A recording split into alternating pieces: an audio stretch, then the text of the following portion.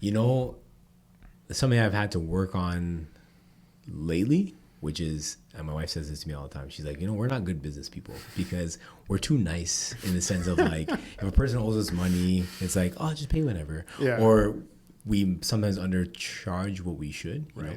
And one thing that I'm often reminded of is that in an industry like fitness, where you have so many like sliding scales, you have to know, based on your experience, what is the value that represents you the most, or at least you come close to that.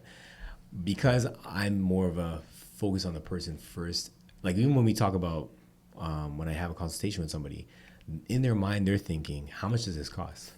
But we don't even talk about that until the end, because you want to make sure that they understand you are committed to investing in them, Right. not investing in them mentally and stuff.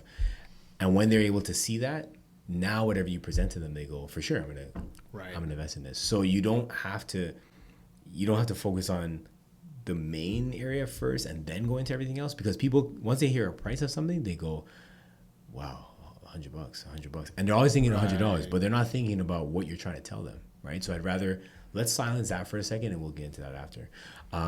So that's one challenge, is that really being able to assess my value and say, okay, what am I really worth as far as like dollar value, and being able to present it to somebody for them to be like, okay, and being able to say, okay, you don't think that it's worth it? Cool, no problem, and walk away.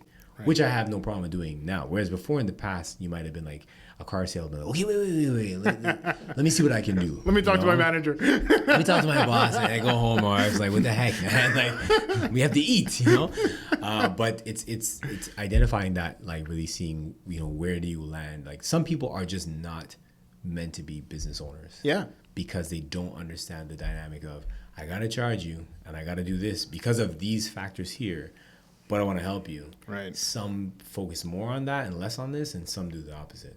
I try to be in the middle as much as possible. I think I am now, but it has taken some time. And it's a tough balance. It is a tough balance, especially when you get to like people. You're like, man, I know, I don't right? want to charge them like this. So but you don't have a choice, because they respect you more. That's right, 100%. When you're able to say, this is what the value is, and boom. Yeah. And they have to know the difference between, I don't want to say a cheap way of going things, a more economical way, I guess you can say, and then a way that is an investment, right?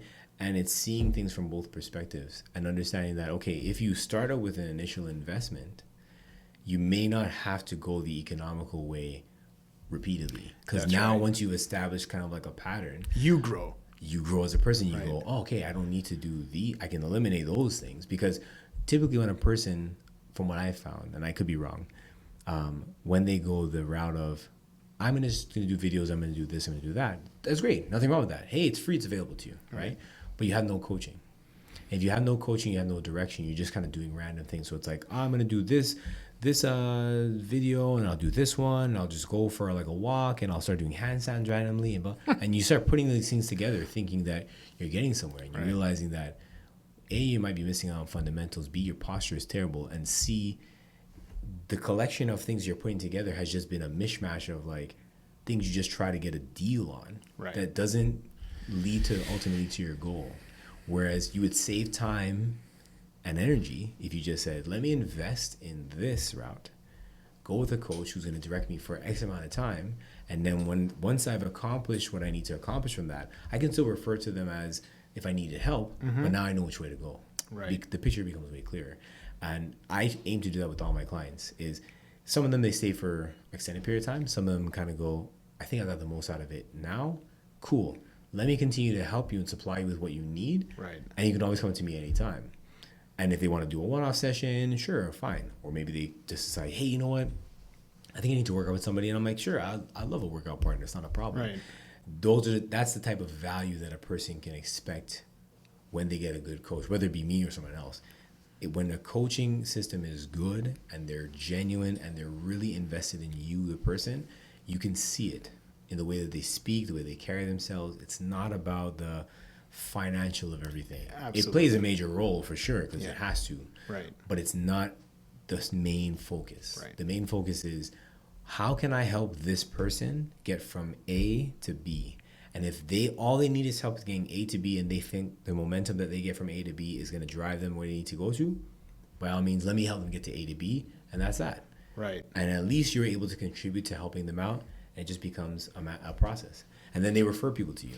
Exactly. And then now you have a referral system that goes A to Right. B, A to B, A to B, and now you're known as the A to B guy. Right. Exactly. Right? And if you're known as the A to B guy, you might have way more success than trying to chase people who are just looking to get the best bang for their buck. Yeah.